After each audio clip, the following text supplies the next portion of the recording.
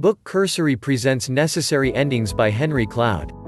Henry Cloud sets out the argument that in your business, the tomorrow that you desire and envision may never come to pass if you do not end some things you are doing today. He states there are different kinds of endings, and learning how to tell one from the other will ensure some successes and prevent many failures, ending the pain and turmoil that your business may now be encountering. There are reasons why you may not see the endings that are right in front of you, and reasons why you have been unable to execute the ones that you do see but feel paralyzed to deal with. However, following Cloud's advice, there is hope for us all if we invoke necessary endings. Endings, the good cannot begin until the bad ends. In business, endings are necessities for a turnaround or growth. Businesses must let go of product lines or areas of business whose day has passed. To sustain their company's current levels of health, business leaders must shut down yesteryear's good ideas or strategies to have the focus to take their organizations to tomorrow. Sometimes it means that employees have to be let go too. We need to bring things to an end. But it's hard, isn't it? Why we avoid endings? Here are some reasons why we avoid endings. We are afraid of the unknown. We fear confrontation. We are afraid of letting go and the sadness associated with an ending. We have had too many and too painful endings, so we avoid another one. When they are forced upon us, we do not know how to process them, and we sink or flounder. We do not learn from them, so we repeat the same mistakes over and over. The real reason. Something about the leader's personal makeup gets in their way. We are not prepared to go where we need to go. We do not clearly see the need to end something, or we maintain false hope. As a result, we stay stuck in what should now be in our past.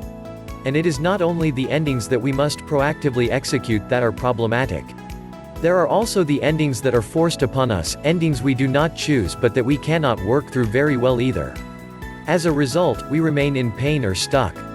When we fail to end things well, we are destined to repeat the mistakes that keep us from moving on. Yet endings are a part of every aspect of life. Pruning, growth depends on getting rid of the unwanted or the superfluous. Definition: pruning, a function of cutting away to reduce the extent or reach of something by taking away unwanted or superfluous parts. The areas of your business that require your limited resources, your time, energy, talent, emotions, money, but are not achieving the vision you have for them should be pruned. Examples are: if an initiative is siphoning off resources that could go to something with more promise. If an endeavor is sick and is not going to get well. If it's clear that something is already dead. The pruning moment is that clarity when we become responsible for making the decision to either own the vision or not. If we own it, we have to prune. If we don't, we have decided to own the other vision, the one we called average. Jack Welch's standards illustrate many components of pruning. Being number 1 or 2 in the market clearly demonstrates the reward of clipping some of the buds that are alive and growing but are not the ones that will make it to the top. His fix, close, or sell standard addresses the second ending above. There will always be a sickness. Our responsibility is always to embrace the negative reality. The fire the bottom 10% mantra is a clear pruning idea that encompasses all three categories: good but not best, sick and not getting well, and long since dead. Prune with a proper purpose. You can't prune toward anything if you don't know what you want. You have to figure out what you are trying to build and then define what the pruning standards are going to be. That definition and those standards will bring you to the pruning moments, wherein you either own the vision or you don't. Sometimes people equate the concept of pruning with cutting expenses or reducing headcount. But cutting costs is not what pruning is about, and when someone says that, they are thinking more like a manager than a leader. We are talking about defining what the business is going to look like and pruning everything that is keeping it from realizing that vision, be it good, bad, or dead. Make endings normal. Make endings a normal occurrence and a normal part of business, instead of seeing it as a problem.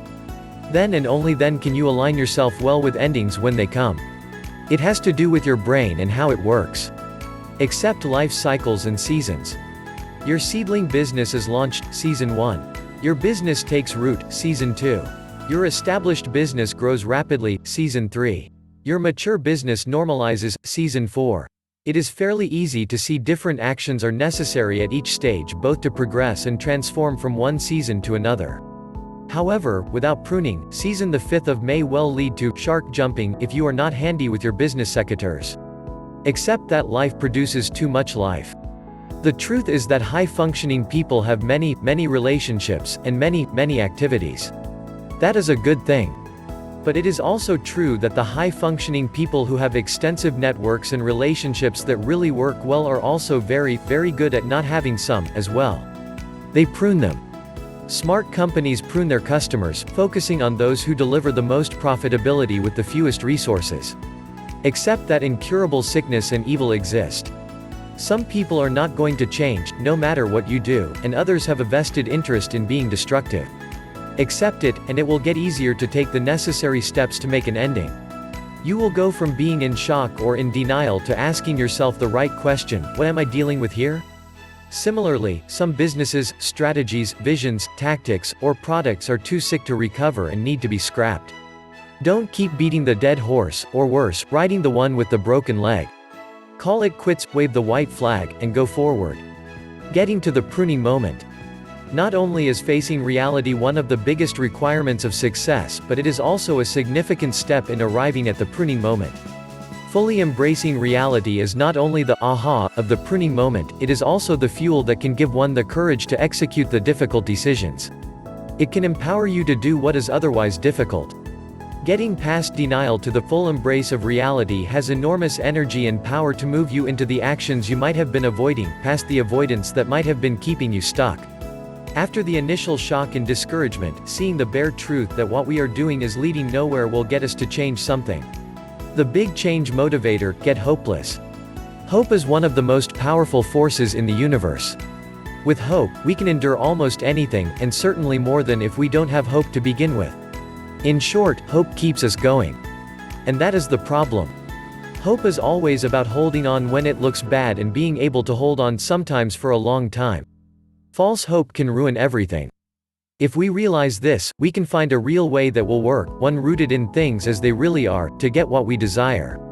It is imperative that you give up hope if your hope is not hope at all but just an empty wish. To hold on to hope when what you really have is merely a wish is to fail to grasp reality. Here are 7 factors to help you determine whether you can have hope that tomorrow will be any different from today.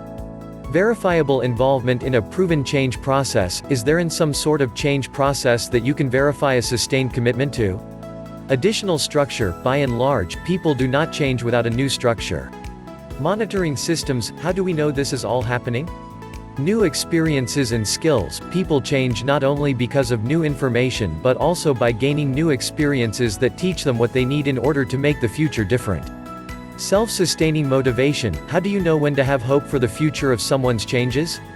Look at the degree to which you are having to drive the process. Admission of need. To have hope that people are truly going to change, they must see that they have a problem and own the problem.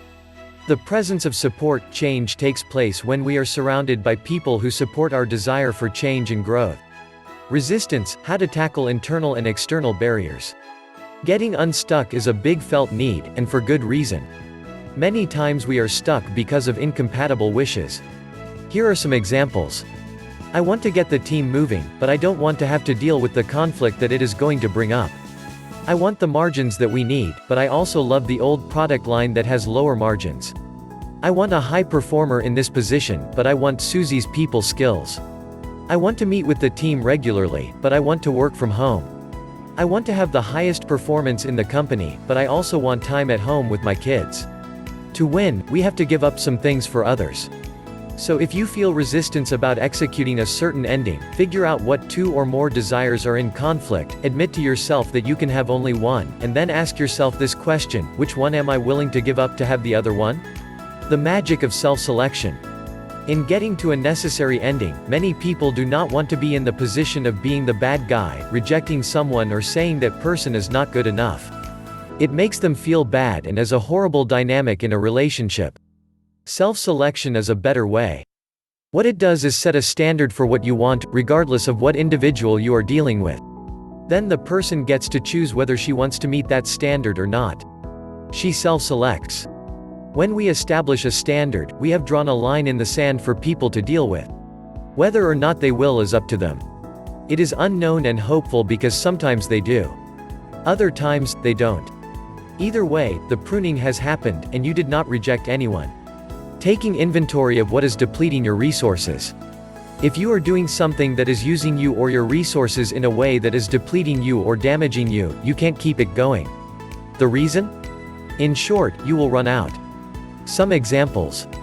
A CEO or boss drives his people toward a strategy that stretches them past their abilities to keep going, so they get depleted and lose heart. A business owner pushes herself day and night to get her startup going and begins to get sick more and more. A CEO or manager allows a toxic employee to make the culture negative for others, to the point where the entire staff becomes demotivated as time goes on. A business initiative has a great start, but costs are greater than planned, and the cash burn grows faster and hotter. A business keeps hoping for a profit and takes on more and more debt, always thinking that the turnaround is coming, even as debt grows. All of these scenarios are examples in which continuing to spend yourself or other resources diminishes or does damage to you or them. That is not sustainable long-term, which means that you are on a path to an end of something, a part of either you or your business, and not by choice. And that is a fact that you cannot ignore. Conclusion. Cloud suggests we become business gardeners, pruning the deadwood of our businesses. Ending the inertia that consumes resources, time, money, and energy. Pruning gives substance to new growth, and new growth brings fresh life into the enterprise. Get snipping.